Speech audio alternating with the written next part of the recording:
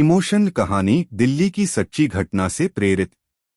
दिल्ली की एक तंग गली में राधा नाम की महिला अपने छोटे बेटे चिंटू के साथ रहती थी। उसका पति एक फैक्ट्री में काम करता था, लेकिन लॉकडाउन के बाद उसकी नौकरी चली गई। घर का खर्च चलाना मुश्किल हो गया। राधा सुबह से रात तक लोगों के घरों में काम करती ताकि बेटे की पढ़ाई बंद न हो। चिंटू बहुत होशियार था। वह हमेशा कहता था, माँ, एक दिन मैं बड़ा आदमी बनूंगा और आपको कभी काम नहीं करने दूंगा। लेकिन गरीबी इंसान को अंदर से तोड़ देती है। एक दिन राधा को तेज बुखार हो गया। फिर भी वह काम पर गई क्योंकि घर में खाने तक के पैसे नहीं थे। रास्ते में वह सड़क पर बेहोश होकर गिर पड़ी। लोगों की भीड़ तो लगी, लेकिन मदद के लिए कोई आगे नहीं आया।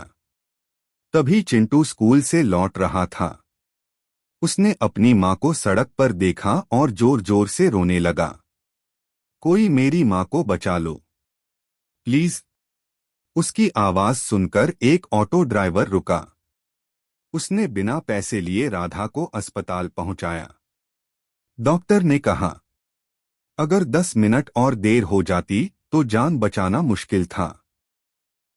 उस दिन चिंटू पूरी रात अस्पताल के बाहर बैठकर रोता रहा। उसने अपनी माँ का हाथ पकड़कर कहा, माँ, मैं बड़ा होकर गरीबों की मदद करूंगा, ताकि किसी की माँ सड़क पर अकेली न पड़े। कुछ साल बाद वही चिंटू बड़ा होकर डॉक्टर बना। उसने दिल्ली में गरीबों के लिए मुफ्त क्लिनिक खोला। क्लिनिक के बाहर एक बोर्ड लगा था, यहाँ इलाज से पहले इंसानियत दी जाती है। राधा रोज उस बोर्ड को देखकर मुस्कुराती थी। उसकी आंखों में आंसू थे, लेकिन इस बार खुशी के। सीख है, गरीबी इंसान को कमजोर बना सकती है, लेकिन माँ की दुआ और मेहनत बच्चे की जिंदगी बदल सकती है।